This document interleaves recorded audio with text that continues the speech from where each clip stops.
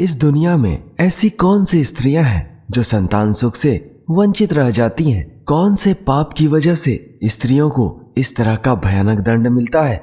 आज की इस कथा में हम इसी बात को जानेंगे। जय श्री कृष्णा दोस्तों, आप लोगों का एक बार फिर से स्वागत है आपके अपने YouTube चैनल दिव्य आस्था में। आज की कथा में हम जानेंगे कि ऐसी कौन से कारण है और कौन सा ऐसा पाप है जिसकी वजह से औरतें संतान सुख से वंचित रह जाती हैं। दोस्तों, यह दुख केवल वही स्त्रियां समझ सकती हैं जिनकी कोई भी संतान नहीं हो। यह दुख उन स्त्रियों के लिए बहुत ही भयानक होता है।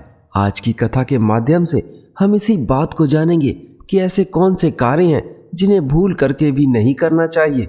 एक बार की बात है, माता लक्ष्मी ने भगवान विष्णु से कहा, हे प्रीतम, आज मेरे मन में 3 प्रश्न हैं जो भड़क रहे हैं।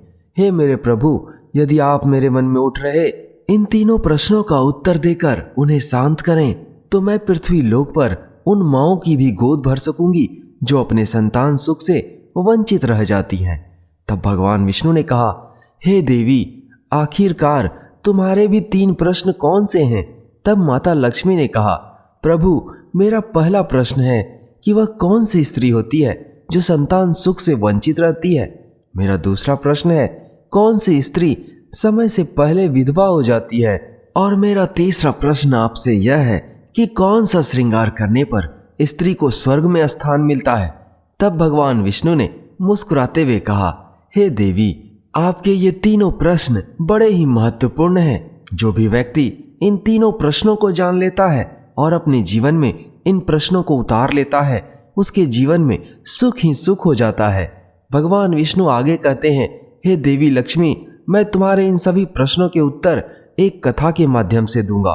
इस कथा को यदि आप अंत तक सुनेंगे तो आपको आपके तीनों प्रश्नों के उत्तर ठीक से जान पाएंगे। परंतु इस बात का ध्यान रखना कि जब मैं आपको यह कथा सुनाऊंगा तब आपको इस कथा को ध्यान से सुनना है। तब माता लक्ष्मी ने कहा, हे प्रभु, मैं आपको वचन देती हूँ कि मैं इस कहानी को अपनी पूरी सच्ची आस्था और सच्ची श्रद्धा से सुनूंगी। आप चिंतन ना करें और कृपया उस कथा को प्रारंभ करें। दोस्तों, आप सभी श्रोतागण भी इस कथा को पूरा सुने। इसे आधा सुनना पाप माना गया है। कथा को प्रारंभ करते हुए भगवान विष्णु कहते हैं, हे देवी लक्ष्मी, महेश्मती नाम का एक छोटा सा गांव था। उस गांव में एक साहूकार रहता था। साहूकार के 2 बेटे थे जो आचरण के बहुत ही अलग अलग प्रकार के थे। दोनों बेटों की शादी भी हो चुकी थी। साहूकार और साहूकार के बड़े बेटे का स्वभाव बहुत ही दुष्ट प्रवृत्ति का था। इसीलिए साहूकार की पत्नी अपने बड़े बेटे की पत्नी से बहुत ही ज्यादा आदर और प्रेम के साथ पेश आती थी। वहीं छोटे बेटे की पत्नी बहुत ही अच्छे स्वभाव की थी। वह पतिव्रता नारी थी। छोटी बहू ही घर का सारा काम भी किया करती थी। इतना कुछ होने के बावजूद साहूकार की पत्नी और साहूकार के बड़े बेटे की पत्नी छोटी बहू का हमेशा अपमान करती रहती थी। मित्रों, भगवान विष्णु आगे कहते हैं, हे देवी लक्ष्मी, साहूकार के बड़े बेटे का एक बेटा था और साहूकार के छोटे बेटे को एक पुत्री थी। साहूकार की पत्नी अपने बड़े बेटे के पुत्र को लेकर छोटी बहू को हमेशा ताना मारा करती थी। लेकिन वह छोटी बहू भी क्या ही कर सकती थी। वह हमेशा ताना सुनती रहती थी और पलटकर कभी भी जवाब नहीं देती थी। भगवान विष्णु ने देवी लक्ष्मी से आगे कहा, अब मैं तुम्हें छोटी बहू की कहानी अच्छे से सुनाता हूँ। इस कहानी को सुनकर तुम्हें तुम्हारे पहले प्रश्न का उत्तर मिल जाएगा। मित्रों, भगवान विष्णु आगे कहते हैं कि साहूकार की पत्नी पहले से ही बहुत दुष्ट स्वभाव की थी। उसके कुटिल और दुष्ट स्वभाव से उसके घर वाले बहुत परेशान थे, परंतु वह किसी को कुछ कह नहीं पाती थी क्योंकि सब उसे उल्टा ही जवाब देते थे। तब उसने अपनी सीधी सादी छोटी बहू को कुछ ज्यादा ही परेशान करना शुरू कर दिया। उसे छोटी बहू को सताने में बहुत आनंद आता था। छोटे बेटे की पत्नी का नाम गौरी था। बेचारी गौरी सुबह उठकर घर के कामों में लग जाती थी। इतना करने के बावजूद भी साहूकार की पत्नी की नजर में उसका काम नहीं दिखता था। वह हमेशा उसे कामचोर कहकर बुलाती थी। एक दिन की बात है, गौरी घर में झाड़ू लगा रही थी। तभी साहूकार की पत्नी ने कहा, तेरे हाथ में जान नहीं है क्या? जल्दी जल्दी झाड़ू लगा और देख, मैं अभी मंदिर जा रही हूँ। मेरे मंदिर लौटने से पहले घर का भोजन बन जाना चाहिए। मैं मंदिर से आते ही उस भोजन को खाऊंगी। और हाँ, साथ में यह भी याद रखना कि अन्न का एक भी दाना बर्बाद ना होने पाए। बेचारी गौरी कर भी क्या सकती थी। वह अपनी सास की बातें सुनती रही। जैसे ही उसकी सास चली गई तो गौरी झाड़ू लगाकर खाना बनाने लगी। जब वह खाना बना रही थी तो वह सोच रही थी, मैं इतना काम करती हूँ, लेकिन इतना काम करने के बाद भी एक पल के लिए मैं चैन की सांस नहीं ले पाती हूँ। इतना सोचते सोचते उसे दरवाजा खटखटाने की आवाज आई। गौरी ने सोचा कि अभी तो भोजन तैयार भी नहीं हुआ और लगता है मेरी सास मंदिर से आज बहुत जल्दी लौट आई है। गौरी ने दौड़कर दरवाजा खोला तो उसने देखा कि दरवाजे पर एक संत महात्मा खड़े हैं। वह साधु गौरी से कहते हैं, तेरा सुहाग अमर रहे, अगर मुझे कुछ खाने को भोजन दे दे, मुझे बहुत तेजी से भूख लगी है। गौरी बहुत ही सुशील और संस्कारी बहू थी। उसने सोचा, मैं इन संत महाराज को भोजन करा दूं, लेकिन यदि मेरी सास आ गई तो मैं मुसीबत में फंस जाऊंगी। गौरी ने फिर कुछ देर तक विचार किया। उसके बाद उसने महाराज को भोजन करने के लिए अंदर आने को कहा। इस समय गौरी मन ही मन सोच रही थी कि डरना कैसा, अगर मेरी सास आ भी गई तो मुझे कुछ कहेगी तो मैं उनसे कह दूंगी कि मैंने अपने हिस्से का भोजन इन संत महात्मा को दे दिया है। ऐसा सोचकर अतिथि धर्म का पालन करते हुए गौरी ने उस साधु महात्मा को भोजन कराना शुरू कर दिया। अभी वह साधु महाराज को भोजन करा ही रही थी कि तभी उसकी सास आ गई और उसने संत को घर के अंदर भोजन करता हुआ देख लिया। यह देखकर गौरी की सास का गुस्सा 7वें आसमान पर चढ़ गया। वह गौरी को कहने लगी कि यहाँ कोई भंडारा या दावत नहीं चल रहा जो कोई भी राह में चलते हुए भिखारी को पकड़कर भोजन खिला रही हो। इतना कहते हुए उसने धक्के मारकर संत महात्मा को अपने घर से भगा दिया। साथ ही वह संत जिस थाली में खाना खा रहा था उसका खाना उठाकर फेंक दिया। उसका क्रोध और भी बढ़ गया तो उसने गौरी को कहा, अरे दुष्ट बेहुदा औरत, मैंने तुझे कहा था कि मेरे आने तक अन्न का एक भी टुकड़ा बर्बाद ना होने पाए, लेकिन तूने यह क्या कर दिया, इतना सारा भोजन उस भिखारी को दे दिया। इस पर गौरी ने कहा, हे माँ, तुम गुस्सा मत करो, मैंने अपने हिस्से का भोजन सन्यासी को दिया है, इसमें आखिर इतना गुस्सा होने वाली कौन सी बात है। घर पर आए हुए मेहमानों को कभी भी खाली हाथ नहीं जाने देना चाहिए। गौरी की ऐसी बातों से उसकी सास का गुस्सा और भी भड़क गया। उसने उसे धक्के मारकर घर से बाहर निकाल दिया। वह रोती रही, दरवाजा पीटती रही, लेकिन उसकी सास का दिल पत्थर का हो चुका था। उसने दरवाजा नहीं खोला। तब गौरी के पास एक ही रास्ता बचा था कि वह अपने मायके वापस लौट जाए। इस तरह से गौरी अपने मायके की ओर जाने लगी। रास्ते में घना जंगल पड़ा। गौरी भूख प्यास से तड़पते हुए अपने मायके की तरफ जा रही थी। तभी अचानक से बादल गरजने लगे और देखते ही देखते मूसलाधार बारिश होने लगी। बारिश से बचने के लिए वह एक पेड़ की शरण में पहुंच गई।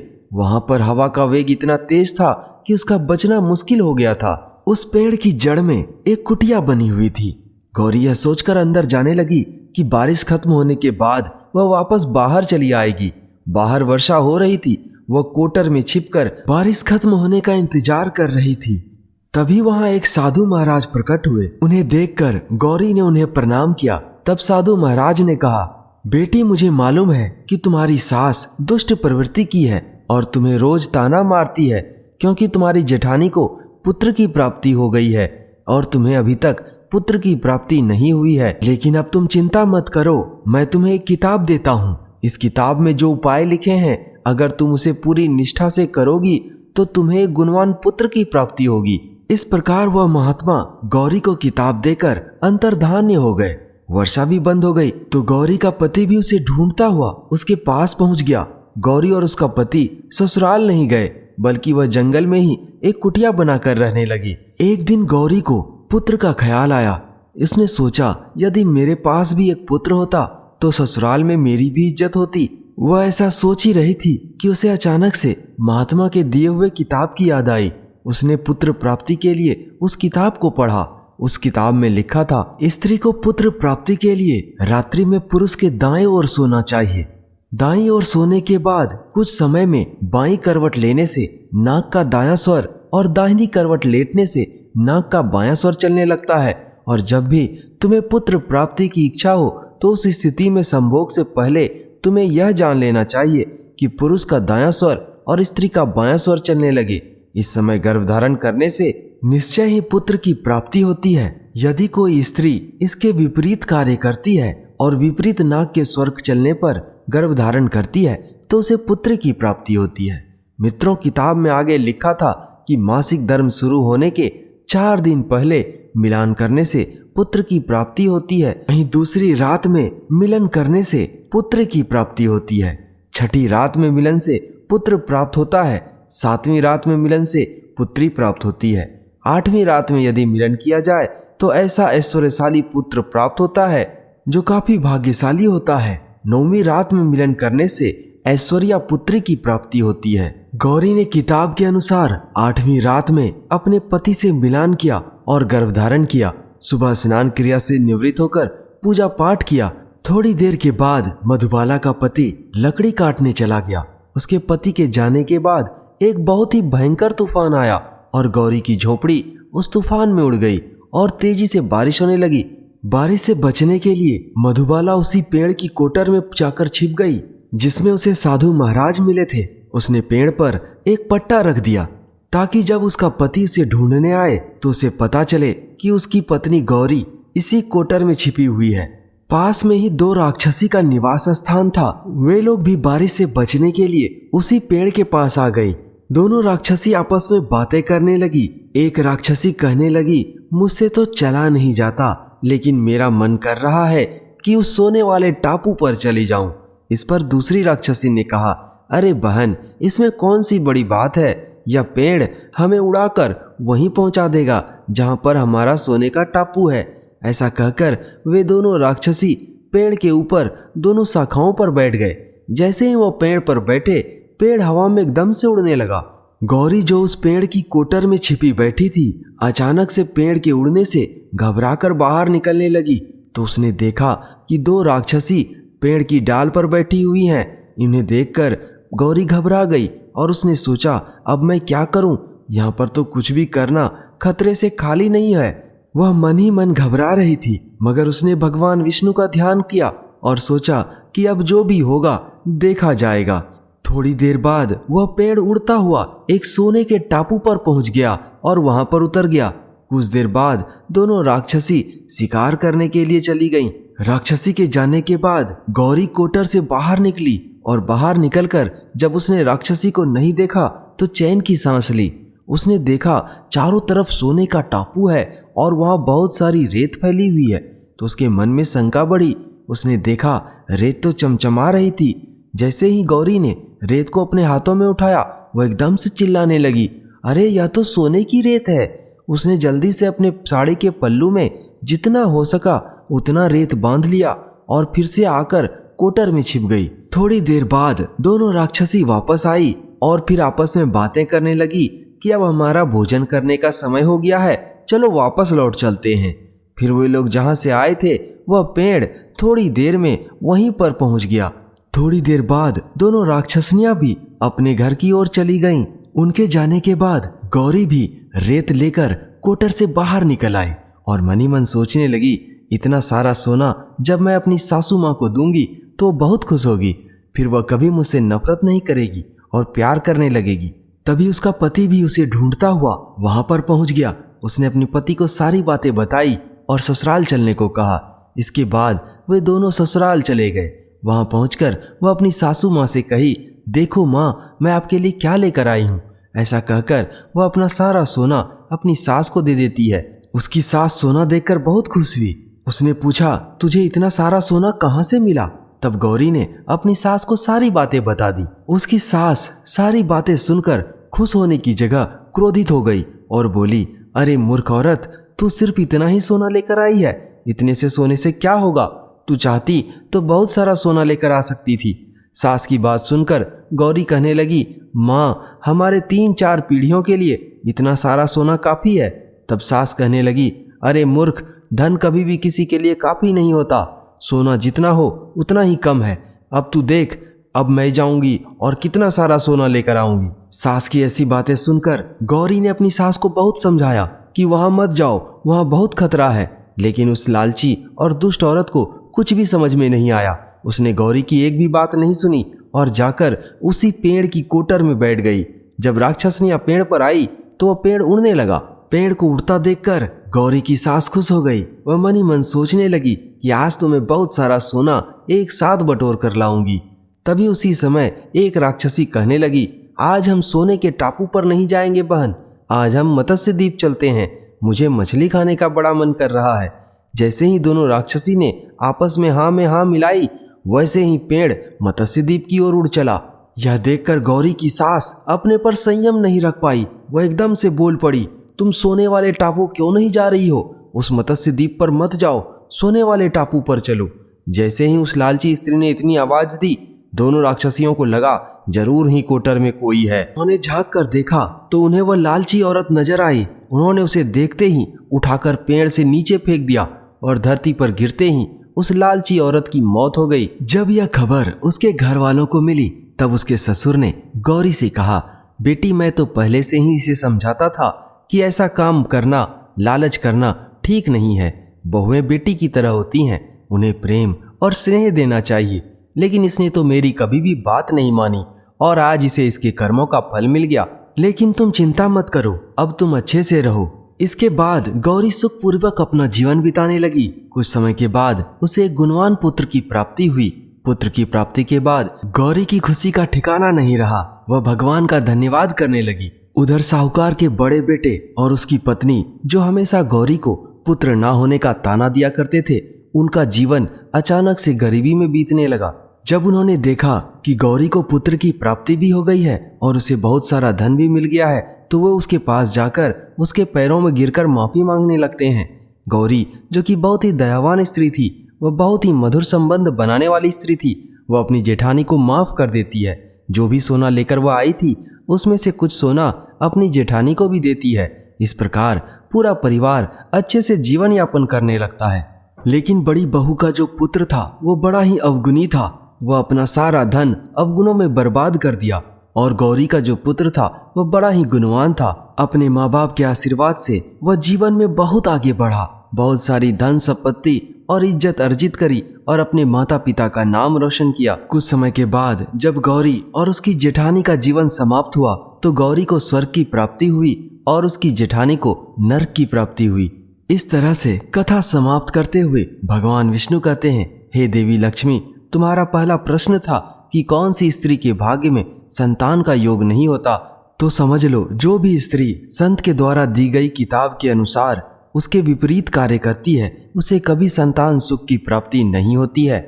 जो भी स्त्री अपने पति से हमेशा लड़ती झगड़ती रहती है, दूसरे स्त्रियों को ताना देते रहती है, ऐसी स्त्रियों को भी संतान सुख की प्राप्ति नहीं होती है। और यदि किसी प्रकार से उन्हें संतान की प्राप्ति हो भी जाती है तो उनके संतान हमेशा अवगुणी ही होते हैं। तुम्हारा दूसरा प्रश्न था कि कौन सी स्त्री समय से पहले विधवा हो जाती है, तो समझ लो जो भी स्त्री अपने पति का सही से आचरण नहीं करती है, अपने सिर में सिंदूर नहीं लगाती है, गले में मंगलसूत्र नहीं पहनती है, ऐसी स्त्रियां भी समय से पहले विधवा हो जाती हैं। भगवान विष्णु आगे कहते हैं, हे देवी लक्ष्मी, तुम्हारा तीसरा प्रश्न था कि कौन सा श्रृंगार करने पर स्त्री को स्वर्ग की प्राप्ति होती है, तो समझ लो जो भी स्त्री पति रूपी श्रृंगार करती है, जो भी स्त्री चरित्रवान और पतिव्रता होती है, उसे भी जिस प्रकार गौरी को मृत्यु के पश्चात स्वर्ग की प्राप्ति हुई थी, उसी तरह से उन्हें भी स्वर्ग की प्राप्ति होती है। इस तरह से सारी बातों का जवाब देते हुए भगवान विष्णु कहते हैं, हे देवी लक्ष्मी, अब तो तुम्हें पता चल गया होगा तुम्हारे तीनों प्रश्नों का उत्तर क्या है। भगवान विष्णु की बातों का जवाब देते हुए माता लक्ष्मी कहती हैं, हे भगवान, मुझे मेरे सारे प्रश्नों का उत्तर मिल चुका है। आपने जो मुझे यह मार्ग प्रदान किया है, इसे मैं संपूर्ण विश्व में विख्यात करूंगी। दोस्तों, हमें भी कभी भी लालच नहीं करना चाहिए।